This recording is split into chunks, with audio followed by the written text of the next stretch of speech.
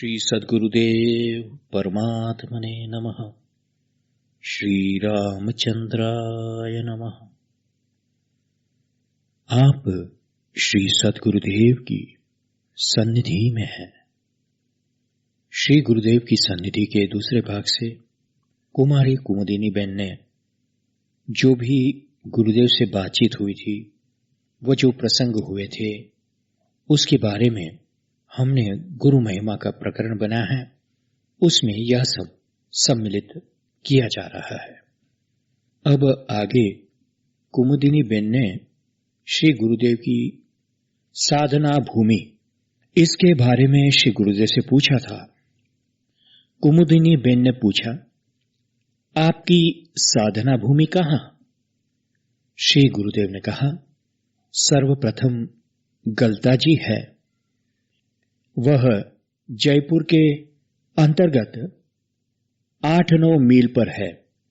पश्चात कश्मीर, पुष्कर राज तीर्थ में बहुत काल रहा हूं। ध्येय सिद्धि वहीं हुई है। कुमुदिनी बेन ने पूछा, आपकी साधना के पावन स्थलों के दर्शन करने की मेरी खूब इच्छा है। वहीं रहकर अगर साधन भजन किया जावे तो शीघ्र सफलता मिल जाए ना। वहां के परमाणुओं की सहायता मिले ना।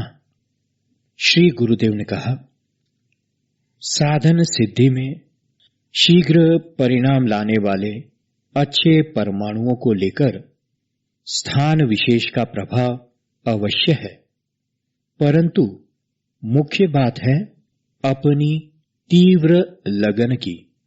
देखो, तीव्र लगन और नियम पूर्वक निरंतर अभ्यास स्वयं अच्छे परमाणु जमा लेते हैं।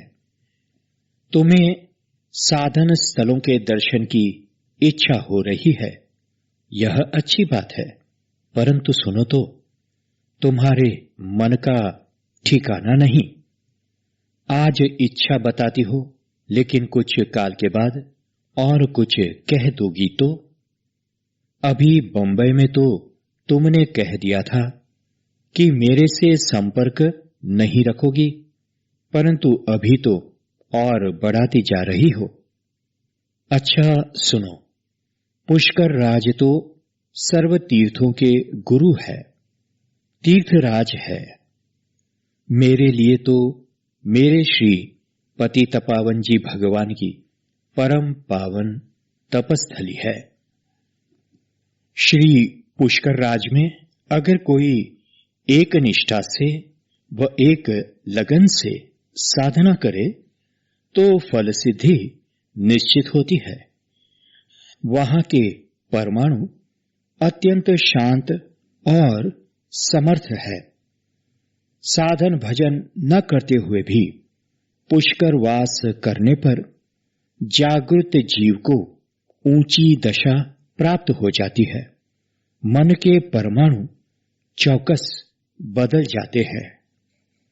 आगे रासायनिक गुफा के बारे में लिखते हुए कुमुदिनी बेन कहती है, उन्होंने पूछा गुरुदेव से, कश्मीर में किस जगह पर रहे थे? श्री गुरुदेव ने कहा, पतितपावन जी भगवान कश्मीर में रसायनी गुफा में विराजमान हुए। पश्चात कहीं पर भ्रमण को नहीं पधारे। इस कारण रसायनी गुफा में ज्यादा रहा हूं। मैंने पूछा, कश्मीर में रसायनी गुफा कहां पर थी? श्री गुरुदेव ने कहा, अब भी होगी। आसपास के और उसके स्वरूप में बहुत अंतर हो गया होगा। श्रीनगर से 70-80 मील की दूरी पर है। मणिकरण बहुमणि महादेव के पास 1-आधा मील पर है। आगे कुमुदिनी बेन को श्री पतितपावन जी भगवान ने स्वप्न द्वारा कईयों को बुलाया है। देखो कुमुद, श्री पतितपावन जी भगवान ने भी कश्मीर में और अन्यत्र भी कई सुपात्रों को अपने स्वप्न के द्वारा बुलाए थे। कश्मीर की एक घटना की स्मृति हो आई है, सो कहता हूं। राजपूताना के एक सुपात्र ब्राह्मण थे। उनका नाम जमैत राम था। भगवान उनको जयती राम कहते थे। स्वप्न के द्वारा अपने पास रासायनिक गुफा में बुलाकर श्री पतित पावन जी महाराज ने रहस्य समझा करके उनको बहुत संतोष व आनंद प्राप्त करा दिया था। उनको भी वापिस या और कहीं जाने की इच्छा नहीं थी, परंतु भगवान ने श्री राम भक्ति तथा दैवी संपत्ति का प्रचार करने की आज्ञा देकर वापिस राजपूताना भेज दिए थे। उन्होंने जाकर कोटपुतली व आसपास में श्री राम भक्ति का खूब प्रचार किया था। उनकी गादी कोटपुतली में है। राजस्थान में दूसरे भी एक बड़े अच्छे संत हो गए। उनका नाम श्री चरणदास जी महाराज था। श्री व्यासपुत्र श्री शुकदेव जी महाराज ने पहले स्वप्न में और पश्चात प्रत्यक्ष में संत को मंत्र दीक्षा व साधन मार्ग दिया था। संत के संप्रदाय का नाम ही इसलिए शुक संप्रदाय है। जयपुर, वृंदावन आदि स्थलों में इस संप्रदाय के स्थान है। श्री गुरुदेव ने आज जयराम भाई को पत्र में लिखा, यह बराबर है कि समय पड़ने पर कोई साथी नहीं, पर साहस उसका साथी होता है। सावधानी से साहस धैर्य युक्त विश्वास रखो। देखो, तुम्हारा स्वास्थ्य ठीक रहेगा तो पैसा, नाम सब मिलेगा। तुम ठीक नहीं रहोगे तो सब व्यर्थ होगा। नाम पैसा तो अपना बनाया होता है। इस जगत की प्रणालिका ऐसी है। इसका सोच करना नहीं। जगत झूठा है। ऊपर से नीचे और नीचे से ऊपर तक यह क्रिया तो होती रहती है। जो इस परिवर्तनशील के पीछे अपने आत्मबल का परित्याग कर देवे तो ठीक नहीं। खूब सावधानी से काम करो। कुमुदिनी बेन ने आगे संत श्री पलटू दास जी महाराज की बात कही है, पुष्ट 350 पर। देखो, श्री पलटू दास जी महाराज के गुरुदेव श्री गोविंद जी महाराज थे। ये दोनों फैजाबाद के थे। श्री गोविंद जी महाराज जगन्नाथपुरी की यात्रा को गए थे। वहां श्री भीखा साहेब से दीक्षा ली थी।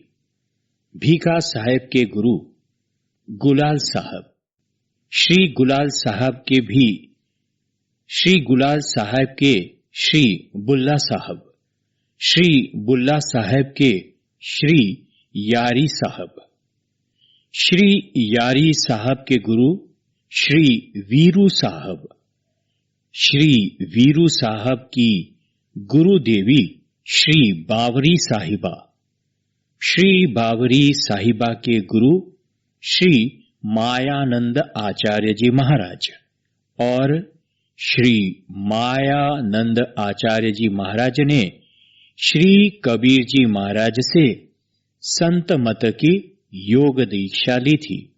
वैसे तो गुरु श्री नानक जी ने भी श्री कबीर जी महाराज के संत मत का ही आधार लिया है और उनके इष्ट देव श्री राम जी ही है।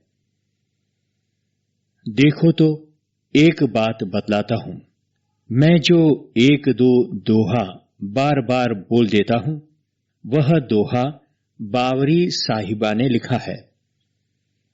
मन का फेरत जुग गया, गया न मन का फेर, कर का मन का छांडी कै, मन का फेर।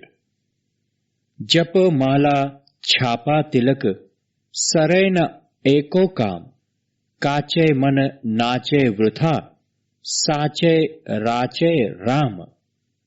श्री बावरी जी साहिबा के ये दोहे अत्यंत सचोट है और प्रचलित भी है, परंतु उनके रचयिता का पता बहुतों को नहीं होगा। श्री पलटू जी महाराज की बात तो खूब जानने समझने जैसी है। आपको अवध में आपकी कुटिया में समाधिस्थ अवस्था में विद्वेषियों ने कुटिया के समेत जला दिए थे, परंतु महाराज जी तो उसी समय जगन्नाथपुरी में प्रकट हो गए थे। अवधपुरी में जरी मुए दुष्टन दिया जराई, जगन्नाथ की गोद में पलटू सूते जाई। इतने उच्च स्तर के अच्छे संत थे, फिर भी विद्वेषियों के उग्र राग द्वेष व ईर्ष्या कपट के भोग बने थे। बहुधा लोगों की ऐसी ही मनोदशा होती है। अपने से ज्यादा प्रभावशाली, सुखी, बुद्धिशाली, सत्ताशाली या सात्विक गुणधारी के प्रति उग्र जलन प्रज्वलित रहती है। द्वेषियों का व निंदकों का इसलिए अक्सर जूथ बन जाता है, कारण कि निंदा व राग द्वेष का रस जीव मात्र को सहज और प्रिय भी होता है। देखो, एक गप कहूं। 8 ब्राह्मण यात्रा को निकले। मार्ग में 7 ब्राह्मणों ने मशक में से निकलता जल पी लिया। मशक माने चमड़े का थैला, जो पानी भरने को उपयोग में लाया जाता है। अब क्या हुआ, देखो। एक ब्राह्मण जो सहनशील, धर्मशील व तप संयम से युक्त था, उसने अपने आचार नियम को नहीं छोड़ा और पानी नहीं पिया। ब्राह्मण मशक का पानी नहीं पीते हैं, इसको निषिद्ध भी बतलाया गया है। अब उस एक धर्मशील के सामने 7 का जूथ बन गया। उन्होंने लोगों में उल्टी बात का प्रचार कर दिया कि हमने तो मशक का पानी नहीं पिया, परंतु उस एक ने पिया है और वह आचार भ्रष्ट हो गया है। लोगों को भी इन 7 की बात सही जच गई। 1-2 नहीं पर 7 जने एक ही बात कहें तो जच ही जावे न। स्वतंत्र दृष्टि बुद्धि का मापदंड रखने वाला तो कवचित ही होता है। संत पलटू दास जी महाराज ने निंदा व निंदक के लिए अपनी मार्मिक बानी में खूब कहा है। सुनो, मुझे याद आ जावे इतनी कहो। निंदक जीवें जुगन जुग, काम हमारा होए। काम हमारा होए, बिना कोड़ी को चाकर। कमर बांध के फिरे, करे तिहु लोक उजागर। उसे हमारी सोच पलक भर नाही बिसारी। लगी रहें दिन रात, प्रेम से देता गारी। संत कहे दृढ़ करें, जगत का भरम छुड़ावे। निंदक गुरु हमार, नाम में वही मिलावे। सुन के निंदक मरी गया, पलटू दीन्हा रोए। निंदक जीवे जुगन जुग, काम हमारा होए। पलटू मैं रोवन लगा, हेरी जगत की रीति। जहां देखो तहां कपट है, कासों कीजय प्रीति। साधु पुरुष व हरि भक्तों के प्रति कई लोगों को बिना कारण ही द्वेष और जलन उदय हो जाते हैं, और कई लोगों को उनके विशुद्ध हृदय, चित्त व जीवन व्यवहार की झलक उनसे एक बार की मुलाकात से भी दिखाई देती है। दृष्टि वैसी सृष्टि, और जैसे अपने वैसे सब। सही कर्तव्य तो यही है कि सत्वशील, गुणवान और धर्मशील के प्रति राग, द्वेष, ईर्ष्या, मत्सर इत्यादि न रखते हुए प्रेम, आदर तथा समस्त सद्भावनाओं से उसका हमेशा सत्कार करना। इससे तुमको फायदा ही होगा, कारण कि ऐसे सत्वशील अंतकरण विरला होता है। फिर सद्भाव पूर्वक बोलोगे, मिलोगे, तभी उसका संपर्क कर पाओगे, और संपर्क के होने पर उसके आंतर बाह्य विशुद्ध व्यवहारों से, वचनों से या दृष्टि से भी अपने को वैसा ऊर्ध्वगामी उन्नत जीवन जीने की प्रेरणा मिलती है। पहले तो उन्नत जीवन की पहचान होती है। ऐसी पहचान करने वाले जीवन विरले ही होते हैं। इनको कुबोल कहना या इनकी निंदा करना या इनके प्रति तिरस्कार, वैर आदि दुर्भाव रखना, ये भारी दोष है। मुंह मीठो भीतर कपट, तहां न मेरो वास। काहू से दिल ना मिले, तो मलूक फिरे उदास। उदास यानी न किसी का मित्र, न किसी का शत्रु, सर्वथा समभाव व निर्लेपता। संत श्री मलूकदास जी महाराज इतने सिद्ध संत थे कि अयोध्या जी में तो शरीर जलाया गया, और उसी वक्त जगन्नाथपुरी में संत महात्माओं का बड़ा भंडारा हो रहा था। उसी के बीच में आप सशरीर प्रत्यक्ष हुए, सबको मिले, प्रसाद पाया, अयोध्या जी में जलाए गए की बात भी कही, और पुरी में बिराजे पश्चात वहीं पर आपने अपनी मर्जी से पुनः वह शरीर त्याग दिया। इसके पहले संत मूलकदास जी महाराज की ऐसी घटना हुई थी। औरंगजेब पर महाराज जी का बड़ा भारी प्रभाव पड़ा था। इसी को लेकर बादशाह ने आपकी जन्मभूमि कड़ा गांव, जो प्रयाग के पास है, वहां के हिंदुओं से जजिया कर लेना बंद कर दिया था। आप गृहस्थाश्रमी सिद्ध संत हो गए हैं। आपकी समाधि कड़ा में है। देह विलय के पश्चात गंगा जी में प्रवाहित किया हुआ आपका शरीर प्रयाग काशी होता हुआ जगन्नाथपुरी के समुद्र तट पर पहुंचा। तब भगवान ने पंडा पुजारी को आदेश दिया कि शरीर मंदिर में ले आओ। शरीर को मंदिर में रखते ही पट बंद हो गए। भक्त और भगवान ने एकांत में बात कर ली।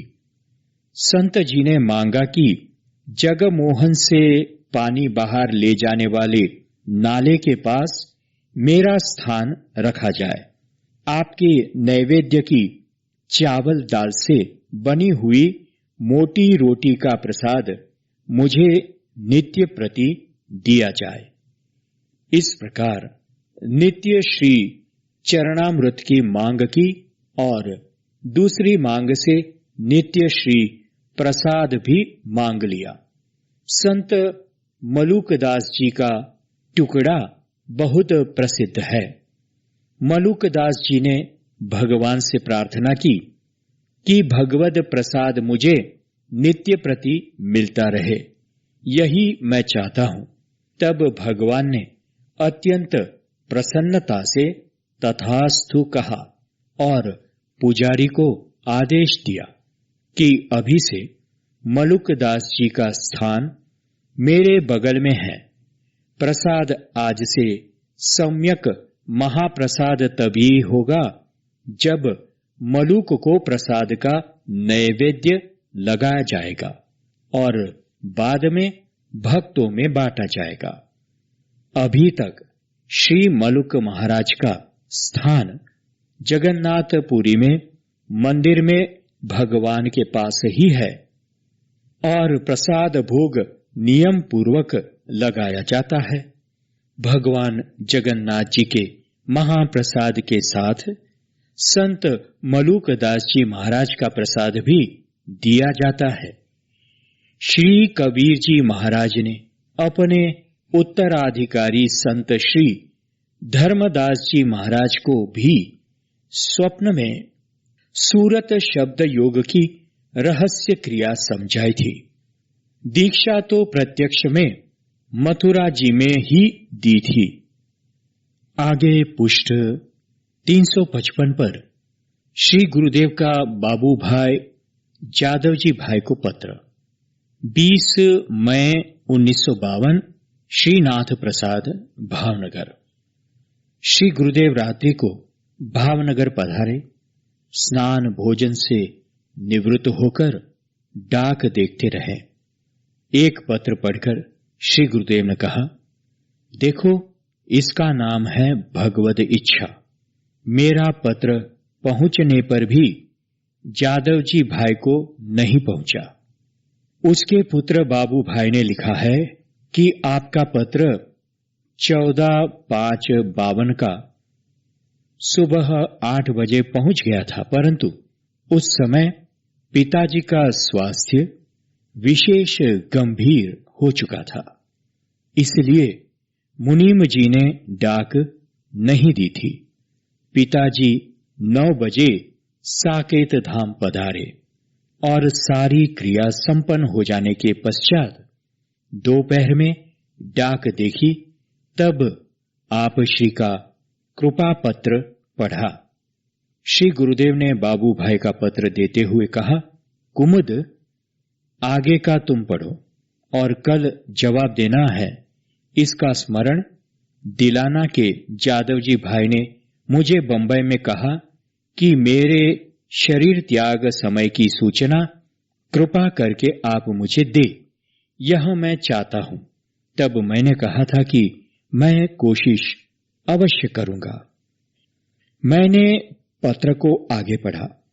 हमारे सद्गत पिताजी आपकी पत्र प्रसादी प्राप्त नहीं कर पाए, इस बात का अत्यंत खेद हो रहा है, परंतु भावी बलवान है भगवत इच्छा।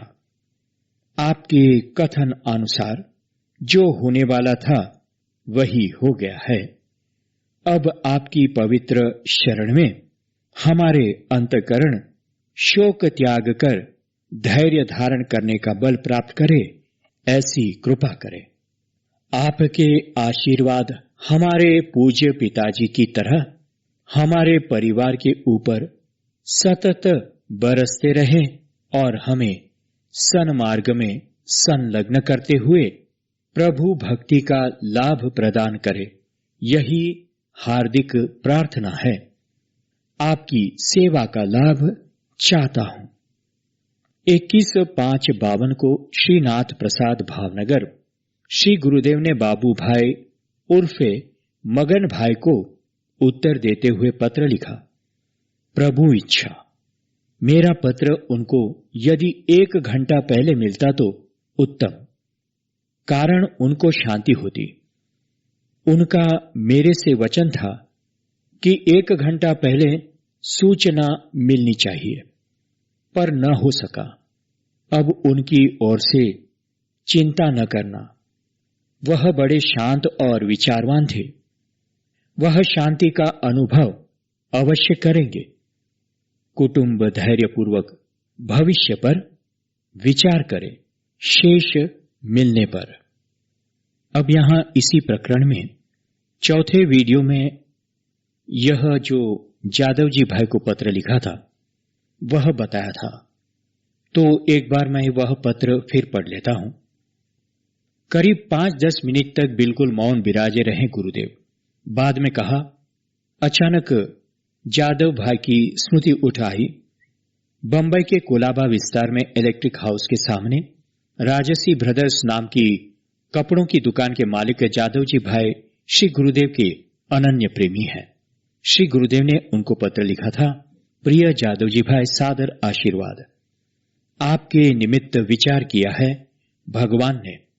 शांति का मार्ग तो शास्त्रों द्वारा स्पष्ट हो चुका है।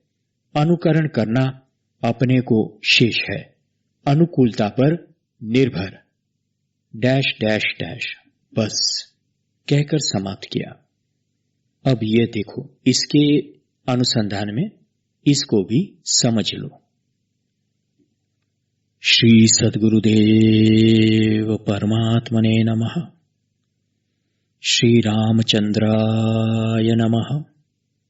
हरि ओम तत्सत। हरि ओम तत्सत। हरि ओम तत्सत। ओम शांति शांति शांति।